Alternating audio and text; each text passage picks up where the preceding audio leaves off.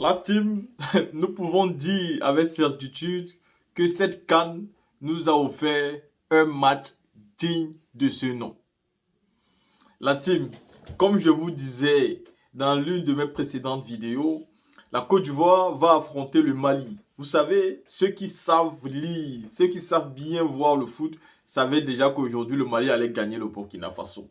Deux pays de l'Alliance du Sahel et qu'après ce match-là, nous devons donc avoir affaire à un vrai derby, c'est-à-dire à un match de ce match.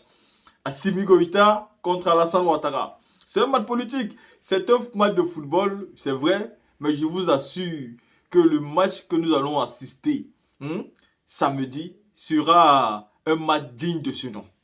Je peux vous dire avec la certitude parce que les Maliens eux-mêmes ils l'ont dit. Ils sont venus à la Coupe d'Afrique des Nations pour taper la Côte d'Ivoire. Ils ne sont pas venus là-bas pour s'amuser. C'est vrai qu'ils veulent prendre la Coupe d'Afrique, mais ils ont d'abord un compte à régler avec la Côte d'Ivoire.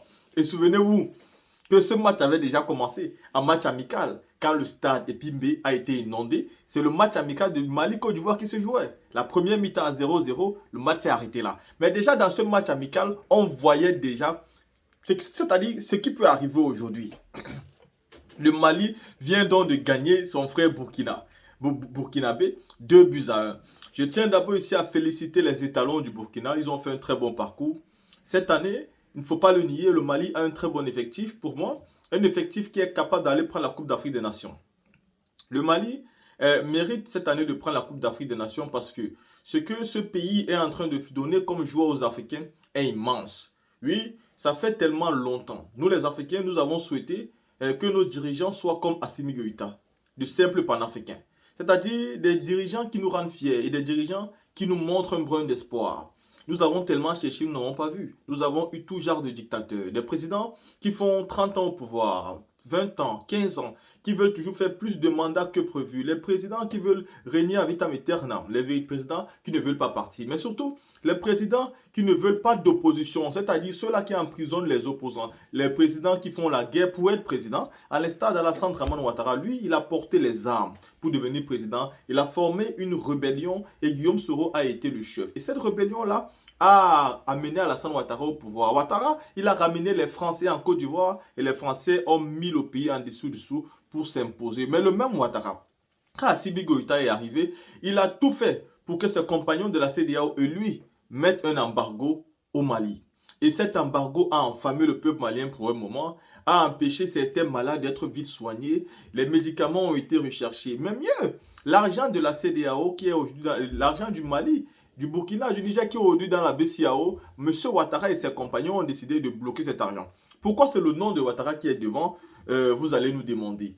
Son nom est d'abord devant parce que c'est le plus explicite dans ses problèmes. C'est lui dont on va entendre les conversations téléphoniques sur les réseaux sociaux. C'est lui, on entend ces conversations téléphoniques. C'est lui qui va prendre des micros et se placer devant tout le monde et dire clairement qu'il va aller attaquer le Niger. Mais c'est le même, avant de devenir président, qui acclamait déjà les coups d'État. Mais c'est aussi le même qui est arrivé au pouvoir en Côte d'Ivoire en faisant un coup d'État. C'est quoi un coup d'État?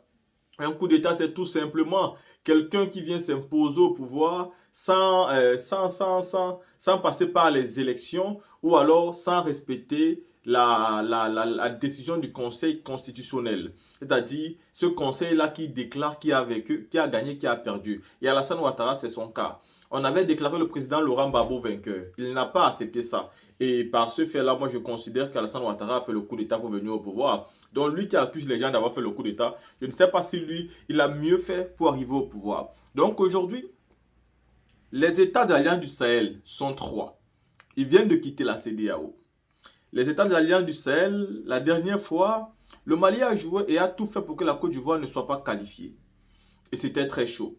Quand ceci est fini, les Ivoiriens ont un peu menacé les Maliens en Côte d'Ivoire. Nous avons tous vu des vidéos et nous avons eu des informations. Mais la fédération malienne a décidé de calmer le jeu pour que tout revienne à l'ordre et nous on a apprécié cela.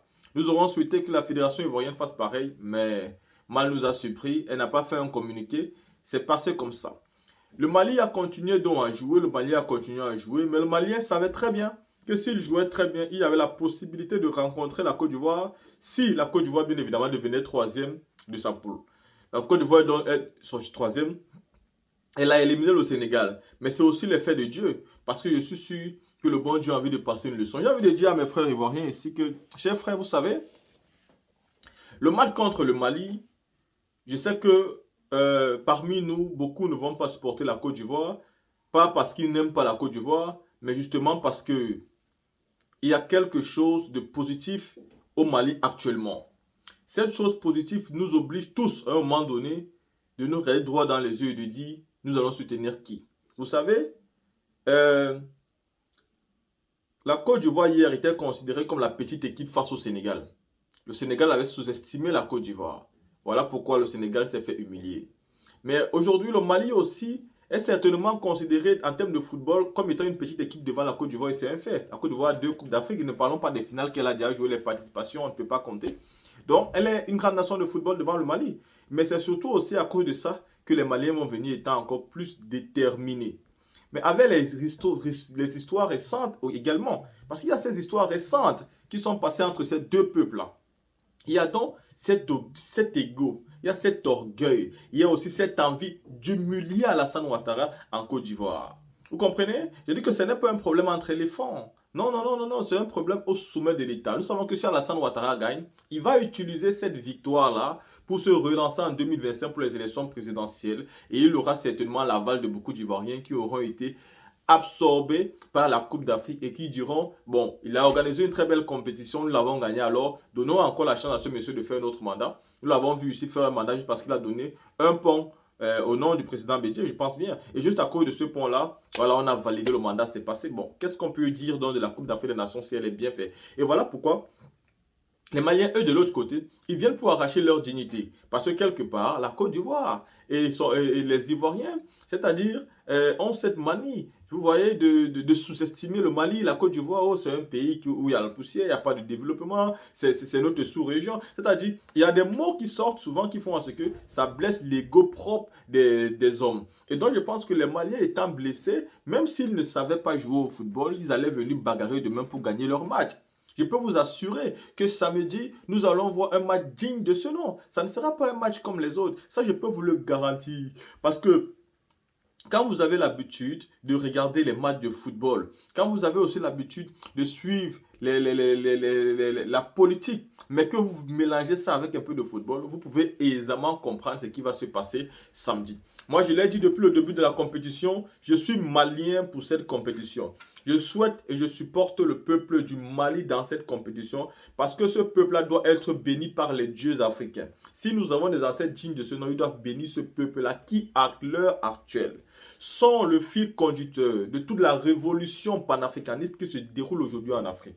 Il a fallu un président Assimi Goïta pour qu'on puisse avoir un président Ibrahim Traoré, pour qu'on puisse avoir un Abdourahmane Tchani. Et aujourd'hui, le premier ministre burkinabé n'a pas fait 2-3 chemins pour dire qu'aujourd'hui, ils attendent tout simplement le Tchad.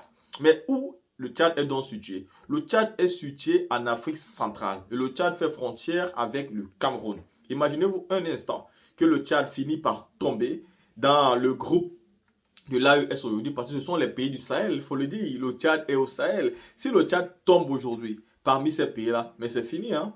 C'est bouclé, c'est fini et puis c'est terminé. Une alliance va se créer et cette alliance-là ira au-dessus de toutes les alliances qui n'ont jamais existé. J'entends des gens qui me disent le Mali a déjà quitté le franc CFA et puis elle est revenue. Les pays ont quitté la CEDEAO et puis ils sont revenus. Oh, le Maroc a demandé d'intégrer la CEDEAO depuis on utilise son dossier pendant 7 ans. Mais ce n'est pas pareil.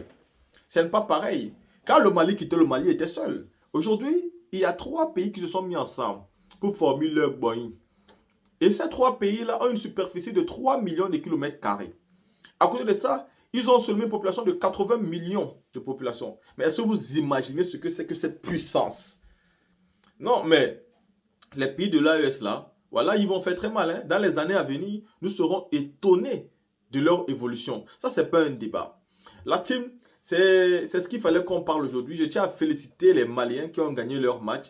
Et je tiens à féliciter le peuple burkinabé qui a joué aussi un bon ballon. Mais nous sommes des frères aujourd'hui. Je sais, entre le Mali, le Burkina, le Niger, c'est la famille. Et peu importe qui devait gagner aujourd'hui, nous allons tous soutenir celui qui a gagné. Donc, vive le Mali et nous attendons, c'est-à-dire ce derby Mali-Côte d'Ivoire le samedi prochain. La team, c'est ce étant dit, restez, ou alors dites-moi ce que vous pensez en commentaire pour ce prochain match que nous attendons. C'est-à-dire un match de ce match, quoi.